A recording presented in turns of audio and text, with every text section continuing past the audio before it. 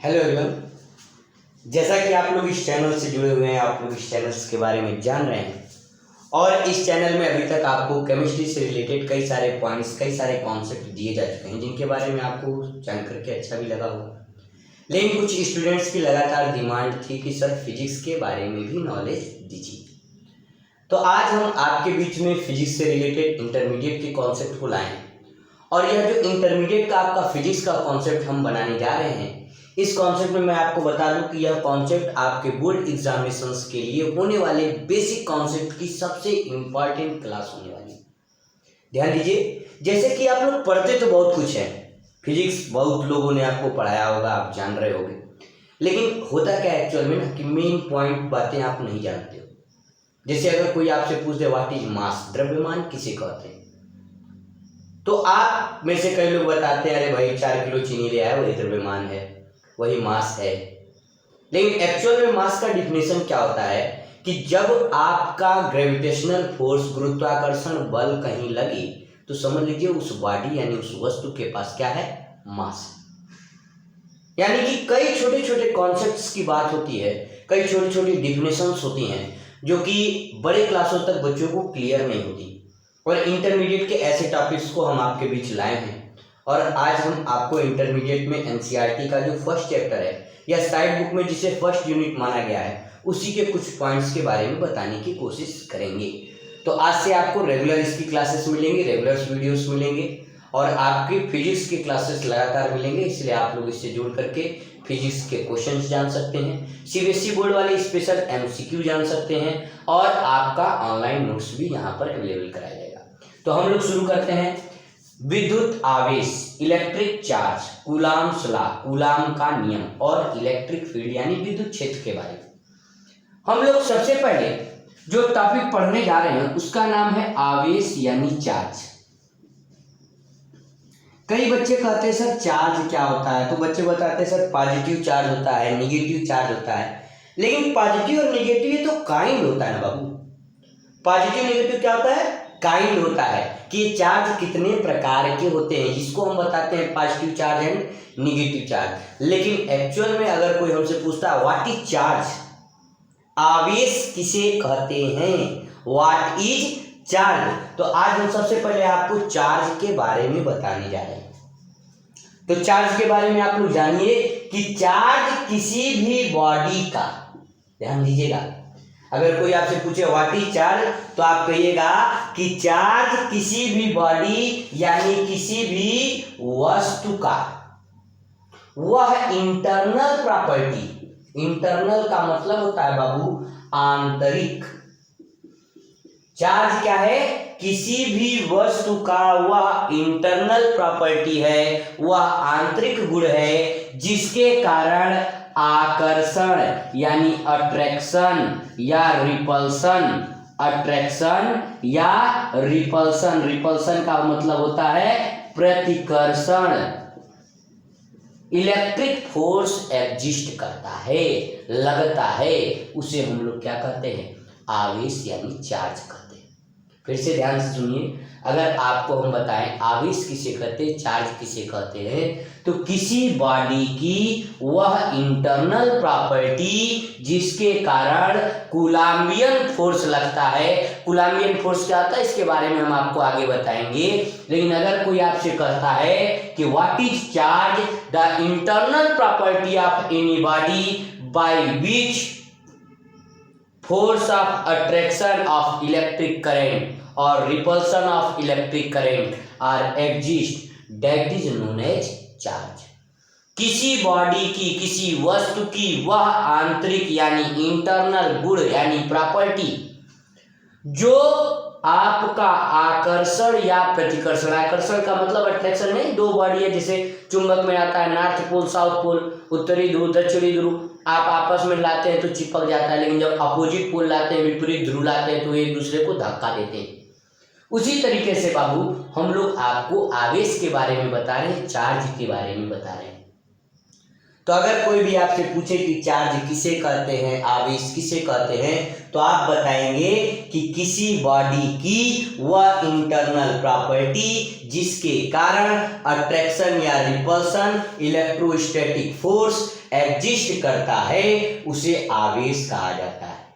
किसी वस्तु की वह आंतरिक गुण जिसके कारण विद्युत स्थैतिक आकर्षण या प्रतिकर्षण बल लगता है उसे हम लोग आवेश कहते हैं।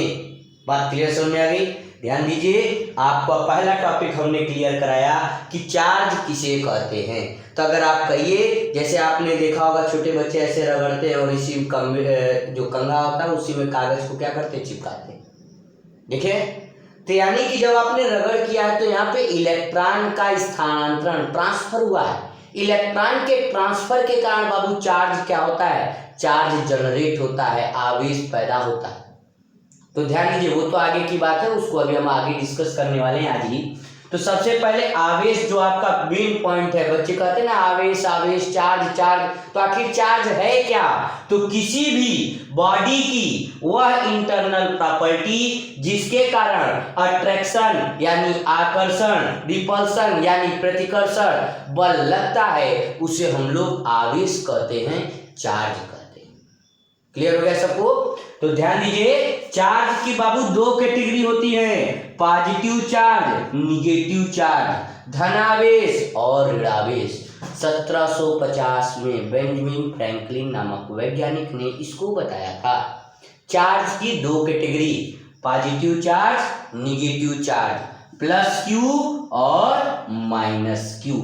तो ध्यान दीजिए बाबू, ध्यान से समझिए आप सभी लोग कि अगर कोई आपसे पूछता है चार्ज किसे कहते हैं तो आपको बताना पड़ेगा कि किसी बॉडी की वह इंटरनल प्रॉपर्टी जिसके कारण इलेक्ट्रोस्टैटिक अट्रैक्शन या रिपल्शन फोर्स लगता है, विद्युत स्थैतिक आकर्षण बल या प्रतिकर्षण बल लगता है, उसी को हम लोग आवेश कहते हैं, चार्ज कहते हैं। चार्ज आपका दो प्रकार का, पॉजिटिव चार्ज, निगेटिव चार्ज, धनावेश, ऋणावेश। क्लियर हो गया सबको?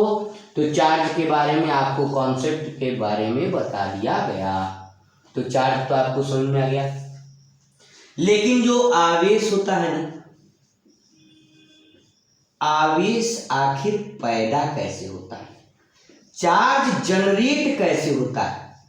अगर कोई आपसे पूछे कि अगर किसी बॉडी पर चार्ज जनरेट किया जा रहा है तो आप उसको बताइए कि सर चार्ज इलेक्ट्रॉन के ट्रांसफर यानी स्थानांतरण के द्वारा पैदा किया जाता है। अगर कोई आपसे पूछता है चार्ज यानी आवेश पैदा किया कैसे जाता है तो आपको बताना पड़ेगा कि सर चार्ज इलेक्ट्रॉन के ट्रांसफर यानी स्थानांतरण के द्वारा पैदा किया जाता है। कैसे पैदा किया जाता है आपको हम बताते हैं। जैसे आपका सोडियम होता है Na, सोडियम के पास 11 प्रोटॉन होते हैं, 11 इलेक्ट्रॉन होते हैं, क्योंकि इसका एटॉमिक नंबर भी क्या होता है, 11। जब आप किसी को इसमें से एक इलेक्ट्रॉन दे देते हैं, तो जब एक इलेक्ट्रॉन दे देते हैं तो 11 पॉजिटिव हो जाता है और 10 आपका कौन सा चार्ज होता है, निगेटिव। पॉजिटिव और निगेटिव को जब आप कंबाइन करते हैं तो एक पॉजिटिव चार्ज बच जाता है, एक, क्योंकि यहाँ पे पॉजिटिव निगेटिव मिलकर के 0 हो जा रहे थे, इसलिए सोडियम अगर मेटल है तो उसके ऊपर कोई चार्ज नहीं होता, लेकिन जैसे वो अपना इलेक्ट्रॉन ट्रांसफर कर देता है, इलेक्ट्रॉन का स्थानांतरण कर देता है, तो यह +11 और -10 मिल करके 1 प्लस बचता है और सोडियम के ऊपर कौन सा चार्ज आता है, 1 प्लस का चार्ज आता है। चार्ज ट्रांसफर जब आप दो बॉडी को रगड़ते हैं, दो बॉडी को रब करते हैं, तो दो बॉडी को रब करते समय भी दो बॉडियों के बीच में चार्ज यानी आवेश का ट्रांसफर यानी स्थानांतरण होता है। बात समझ में आ रही है? आपने देखा होगा ठंडी के मौसम में जब आपका हाथ का नाखून कंबल वगैरह को लग जाता है तो उससे चट-चट की आवाज भी आती है, चार्ज के जैसे आवाज भी आती है। क्यों?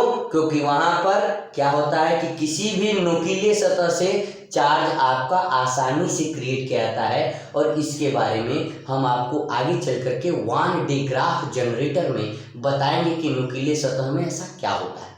तो ध्यान से देखिए, अगर हम लोग चार्ज जनरेशन की बात कर रहे हैं तो चार्ज जनरेशन आपके दो बॉडी को रब करके किया जा सकता है।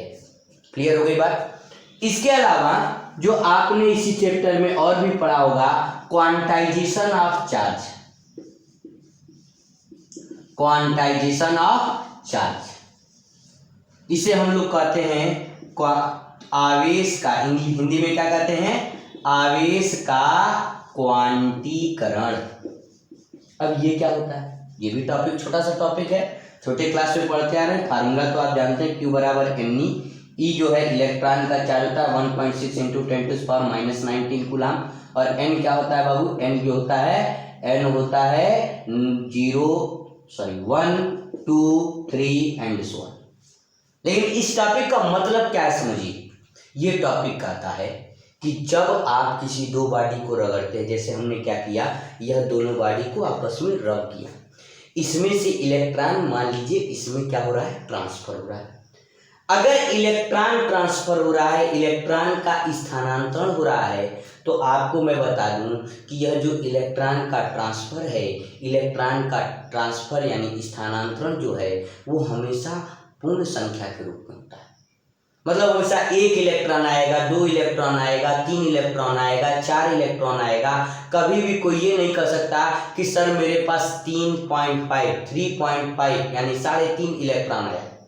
हमेशा क्वांटीकरण कहता है कि जब एक बॉडी से, एक निकाय से दूसरे बॉडी में चार्ज जा रहा है तो वह इलेक्ट्रॉन के रूप में जाएगा। और इलेक्ट्रॉन हमेशा कैसे जाएगा, इलेक्ट्रॉन हमेशा पूर्ण संख्या, मतलब 1 2 3 4 5 6 7 8, जीरो नहीं लेंगे क्योंकि जीरो का मतलब इलेक्ट्रॉन गया ही नहीं।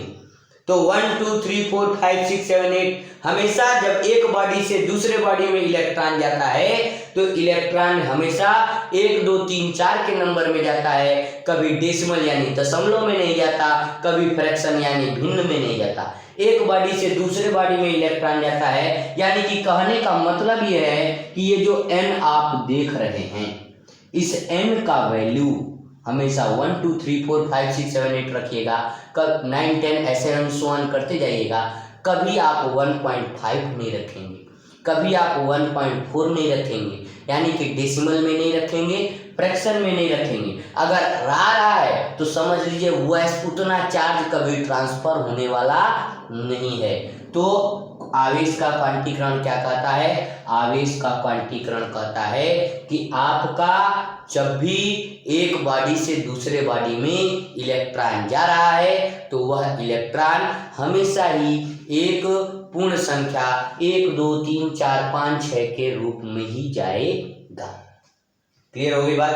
तो यहाँ तक आपको हमने चार्ज के बारे में बता दिया, चार्ज से रिलेटेड कॉन्सेप्ट बता दिए, क्योंकि चार्ज के ही बारे में पढ़ रहे हैं। आपका स्थिर वैद्युतिकी चैप्टर है, स्टैटिक्स इलेक्ट्रिसिटी, यानी कि इस चैप्टर में या इससे जुड़े हुए आगे जो भी 4 चैप्टर आप पढ़ोगे, 4 हमने यूनिट बनाया हुआ है अपने वीडियो में, तो जब हम लोग इसको पढ़ेंगे तो इसमें केवल और केवल आप रुके हुए चार्ज की स्टडी कर रहे हो, चार्ज जो स्टेबल है इसके बारे में पढ़ रहे हो।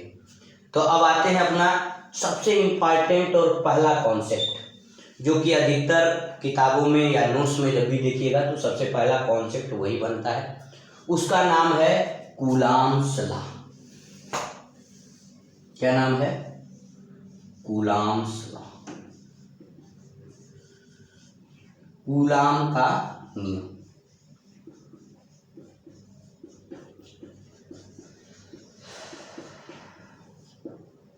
कूलॉम्स लॉ, कूलॉम का नियम। अब आपको तो चार्ज के बारे में बता दिया गया। अब कहिए सर ये कूलॉम्स लॉ क्या है, कूलॉम का नियम क्या है। फार्मूला बहुत लोगों को पता होगा, सबको पता होगा, अधिकतर लोगों को जानकारी है, क्योंकि 10th के यूपी बोर्ड की किताब में आपको ये पहले से दिया गया है। लेकिन आज आप इसका मेन मोटिव, मेन थीम समझिए कि आखिर ये है क्या। अगर कोई पूछता है कि कूलॉम्स लॉ क्या है, कूलॉम का नियम क्या है, तो आप उसको बताइए कि सर ये कैलकुलेट करता है। क्या करता है, कैलकुलेट करता है। क्या कैलकुलेट करता है, कहिए सर फोर्स। क्या कैलकुलेट करता है, फोर्स। तो लोग कहेंगे सर कौन सा फोर्स, कैसा फोर्स, क्योंकि देखिए हर एक चीज समझिए तो हर एक चीज के पीछे रीजन और मोटिव समझते चलिए। कूलाम्स लॉ कैलकुलेट करता है, क्या कैलकुलेट करता है? फोर्स। कैसा फोर्स? तो कहिए बिटवीन द चार्ज, आवेश के मध्य का बल गणना जिस नियम के द्वारा की जाती है उसे क्या कहते हैं? कूलाम का नियम। अगर दो आवेश हैं, वो पॉजिटिव हो, चाहे पॉजिटिव पॉजिटिव हो, चाहे पॉजिटिव निगेटिव हो, चाहे निगेटिव निगेटिव हो, अगर पॉजिटिव पॉजिटिव होगा तो इनके बीच में कौन सा फोर्स लग रहा होगा? रिपल्सन फोर्स लग रहा होगा। पॉजिटिव निगेटिव होगा तो इनके बीच में कौन सा फोर्स लग रहा होगा? अट्रैक्शन फोर्स लग रहा होगा। निगेटिव निगेटिव होगा तो इनके बीच में कौन सा फोर्स लग रहा होगा? रिपल्सन फोर्स लग रहा होगा। रिपल्सन का मतलब प्रतिकर्षण, अट्रैक्शन का मतलब आकर्षण, रिपल्सन का मतलब प्रतिकर्षण। तो हमने कहा कि अगर कोई आवेश है, दो आवेश आपने रख दिए हैं, तो इन दोनों आवेशों के बीच में या तो आकर्षण या तो अट्रैक्शन या तो प्रतिकर्षण यानी या रिपल्सन, दो तरीके के फोर्स लगते हैं और इन फोर्सों को कैलकुलेट करने के लिए आपको कूलाम्स लॉ पढ़ना पड़ेगा। बात मेरी समझ में आ रही है? अगर कोई आपसे पूछता है कि कूलाम्स लॉ क्या है तो आपको बताना पड़ेगा कि कूलाम्स लॉ दो आवेशों के बीच में लगने वाले फोर्स ऑफ अट्रैक्शन या फोर्स ऑफ रिपल्सन का कैलकुलेशन करता है। अगर दो आवेश हैं तो इन दोनों आवेशों के बीच में जो फोर्स ऑफ अट्रैक्शन लग रहा है या फोर्स ऑफ रिपल्सन लग रहा है या आकर्षण बल लग रहा है या प्रतिकर्षण बल लग रहा है, अगर इसको हमको स्टडी करनी है तो इसके लिए कूलाम्स लॉ बाबू आपको पढ़ना पड़ेगा। अब कूलाम्स लॉ में है क्या? कूलाम्स लॉ का मोटिव समझ में आया ना? यह गणना करता है फोर्स को।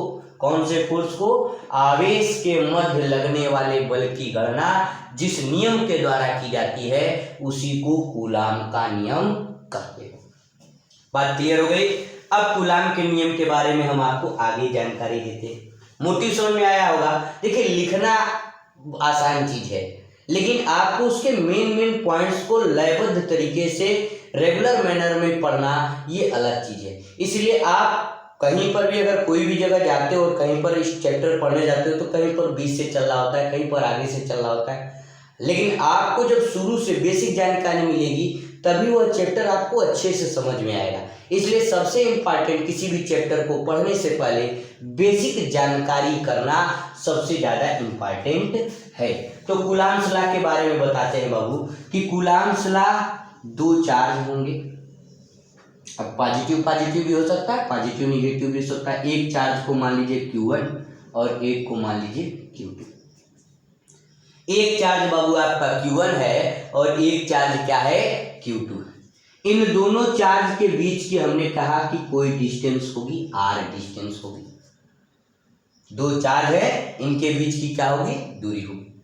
कूलाम्स लॉ के अंदर पहला पॉइंट क्या बताया गया? पहला पॉइंट ये बताया गया है कि इन दोनों चार्ज के बीच में लगने वाला फोर्स इन चार्ज के प्रोडक्ट के डायरेक्टली प्रोपोर्शनल होता है। दो आवेशों के बीच में लगने वाला फोर्स यानी बल उन दोनों आवेशों के गुणनफल के समानुपाती होता है। बात समझ में आ रही है? पहला पॉइंट इसका समझिए। कूलाम्स लॉ का पहला पॉइंट क्या कहता है? ये एकदम ग्रेविटेशनल वाला, गुरुत्वाकर्षण वाले लॉ जैसे आप पढ़े थे क्लास 9th वगैरह में पढ़े होंगे, G m1m2/r², सेम वैसा ही है, सेम वही लॉजिक है, बस जी की वैल्यू यहाँ अलग है, यहाँ कांस्टेंट कुछ अलग होगा। ये दो मास, दो द्रव्यमान के बीच में लगने वाला फोर्स था और यह दो आवेश यानी दो चार्ज के बीच में लगने वाला फोर्स। अगर आपको बात करें, अगर आपने 11th में फिजिक्स पढ़ी होगी तो फिजिक्स में पहला चैप्टर होगा फिजिकल वर्ल्ड, भौतिक अवस्था। वहाँ 4 कैटेगरी के चार्ज बताए जाते हैं, जिसमें एक चार्ज इलेक्ट्रोस्टैटिक, एक ग्रेविटेशनल, एक वीक न्यूक्लियर और एक स्ट्रांग न्यूक्लियर फोर्स होता है। उसी के बारे में हम आपको बात बताने जा रहे हैं कि अगर दो चार्ज है, Q1 है, Q2 है, तो इन दोनों चार्ज के बीच में आकर्षण, अट्रैक्शन यानी या रिपल्सन फोर्स लगता है। उसको कैलकुलेट करने के लिए आप कूलम्ब्स लॉ पढ़ते हैं, और कूलम्ब्स लॉ कहता है, पहला पॉइंट इसका क्या कहता है कि लगने वाला फोर्स यानी बल इनके चार्ज के प्रोडक्ट के डायरेक्टली प्रोपोर्शनल। दूसरा लॉ क्या कहता है, बहुत ध्यान दीजिए, दूसरा लॉ कहता है कि इनके बीच की डिस्टेंस के स्क्वायर के inversely proportional. The charge acting between, ध्यान से समझिए बाबू, फिर से बोल रहे हैं, the force of attraction acting between two charges is directly proportional to the product of their charges and inversely proportional to the square of distance between them. फिर से सुनिए, दो पिंडों के बीच में लगने वाला आकर्षण या प्रतिकर्षण बल उन दोनों पिंडों के आवेश के गुणनफल के समानुपाती होते हैं तथा उनके बीच की दूरी के स्क्वायर यानी वर्ग के व्युत्क्रमानुपाती होते हैं। बात क्लियर है? यह दो पॉइंट आपके इंपॉर्टेंट है, इनको समझिएगा। इसके बाद इन दोनों को कंबाइन करते हैं, F is directly proportional to Q1 Q2 by r square. Directly proportional का साइन हट जाता है, एक कांस्टेंट आता है 1/4 pi epsilon naught Q1 Q2 by r square. बात क्लियर है? अच्छा, अगर इन दोनों के बीच में कोई माध्यम है, कोई मीडियम है, तो माध्यम का स्थिरांक जोड़ जाता है F equal to 1/4 pi epsilon naught K Q1 Q2 by r square. अब कुछ लोग कहेंगे सर 1/4 पाई एप्सिलॉन नॉट क्या है? बाबू 1/4 पाई एप्सिलॉन नॉट एक कांस्टेंट है, इसकी वैल्यू होती है 9 × 10⁹। अगर कोई पूछे व्हाट इज एप्सिलॉन नॉट क्या है, तो यह भी आपका डाइलेक्ट्रिक कांस्टेंट है। डाइलेक्ट्रिक कांस्टेंट है तो इसकी वैल्यू भी होती है 8.856 × 10⁻12। बात क्लियर है? इसका यूनिट वगैरह भी निकाला जाएगा, जिसके बारे में हम आपको आगे जानकारी देंगे। तो ध्यान से देख लीजिए, एप्सिलॉन नॉट क्या होता है? यह परमिटिविटी ऑफ फ्री स्पेस होता है। क्या होता है? Permittivity of free space. निर्वात में, ध्यान से समझिए, निर्वात में जब हम लोग जाते हैं तो इसका वैल्यू यहाँ पर, यह जो बीच का माध्यम के है ना, निर्वात हो या हवा हो तो के का वैल्यू 1 हो जाता है। अन्य माध्यमों में जैसे वाटर हो, जल हो, तो इस के का वैल्यू अलग अलग होता है। तो के वैल्यू के बारे में हाल ही में आगे के कॉन्सेप्ट बहुत ज़्यादा आपको मिलेंगे। इसी वीडियो के अंतर्गत आपको और भी कई चीज़ें बताई जाएंगी। लेकिन हमने कहा कि अगर दो चार्ज हैं तो दो चार्ज के बीच में फोर्स ऑफ अट्रैक्शन लगेगा। फोर्स ऑफ अट्रैक्शन लगेगा तो लगने वाला जो बल है वह इन दोनों चार्ज के यानी कि आवेश के गुणनफल के समानुपाती, इनके बीच की दूरी के व्युत्क्रमानुपाती।